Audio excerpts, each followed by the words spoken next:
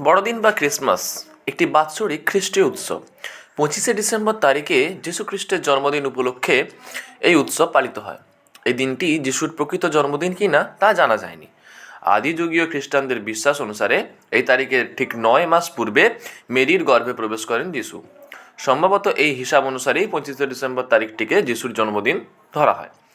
অন্য মতে একটি ঐতিহাসিক রোমান উৎসব অথবা উত্তর গোলার্ধের দক্ষিণ আয়ারল্যান্ড দিবসের অনুষঙ্গেই 25শে ডিসেম্বর তারিখে যিশুর জন্মজয়ন্তী পালনের প্রথাটি সূত্রপাত হয়। বড়দিনের ছুটির কেন্দ্রীয় দিন এবং খ্রিস্টধর্মে বড়দিনব্যাপী খ্রিস্টমাস টাইড অনুষ্ঠানের সূচনা দিবস। সান্টা ক্লজ প্রকৃতিগতভাবে একটি খ্রিস্টীয় ধর্মানুষ্ঠান হওয়া সত্ত্বেও একাধিক অখ্রিস্টান সম্প্রদায়ও মহাসমারোহে বড়দিন উৎসব পালন করে। এমনকি কোনো কোনো ক্ষেত্রে উৎসবের আয়োজনে প্রাক খ্রিস্টীয় ও ধর্মনিরপেক্ষ বিষয় ভাবনার সমাবেশও দেখা যায়। উপহার প্রদান, সঙ্গীত, বড়দিনের কার্ড বিনিময়, গির্জায় ধর্মোপাসনা, ভোজ এবং বড়দিনের বৃক্ষ, আলোকসজ্জা, মালা, মিসলটো, যিশুর জন্মদৃশ্য এবং হোলি সমন্বিত এক বিশেষ ধরনের সাজসজ্জার প্রদর্শনী আধুনিককালে বড়দিন উৎসব উদযাপনের অঙ্গ। কোনো কোনো দেশে ফাদার ক্রিসমাস, উত্তর আমেরিকা, অস্ট্রেলিয়া, আয়ারল্যান্ডে সান্টা ক্লজ কর্তৃক ছোটদের জন্য বড়দিনে উপহার আনার উপকথাটি বেশ জনপ্রিয়। উপহার প্রদানের রীতিটি সহ বড়দিন উৎসবের নানান অনুষঙ্গ খ্রিস্টান ও অখ্রিস্টানদের অর্থনীতিতে বিশেষ গুরুত্বপূর্ণ। এই উৎসব উপলক্ষে ব্যবসা বাণিজ্য ও ক্রয় বিক্রয়ের একটি বিশেষ মরশুম চলে। বিগত কয়েকটি শতাব্দীতে বিশ্বে বিভিন্ন অঞ্চলে বড়দিনের অর্থনৈতিক প্রভাবটি ধীরে ধীরে প্রসারিত হতে দেখা গেছে। ভারত এবং বাংলাদেশে বড়দিন একটি রাষ্ট্রীয় ছুটির দিন হিসেবে পালিত হয়। বড়দিনের আলোকসজ্জার অধিকাংশ দেশেই প্রতি বছর বড়দিন পালিত হয় 25শে ডিসেম্বর তারিখে।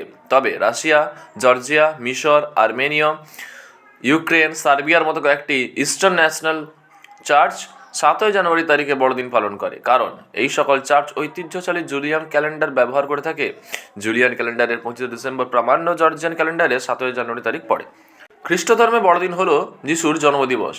খ্রিস্টানদের বিশ্বাস অনুযায়ী আদি বাইবেলের ত্রাণকর্তা সংক্রান্ত একাধিক ভবিষ্যৎবাণীতে বলা হয়েছে যে কুমারী মেরির গর্ভে তাদের মহিষা বা ত্রাণকর্তার জন্ম হবে।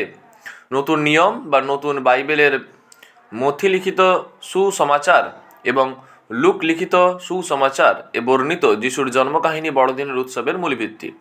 এই উপাখ্যান অনুসারে স্বামী জোসেফের সাহচর্যে বেথলেহেম শহরে উপস্থিত হয়ে মেরি যিশুর জন্ম দেন।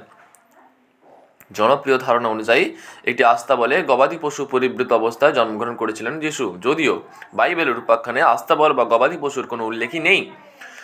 যদিও লোকলিখিত সুসমাচারে একটি জাবপত্রের উল্লেখ আছে, আর তিনি আপনার প্রথম জাত পুত্র প্রসব করিলেন এবং তাহাকে কাপড়ে জড়াইয়া জাবপাত্রে শোয়াইয়া রাখিলেন, কারণ পান্তাশালায় তাহাদের জন্য স্থান ছিল না।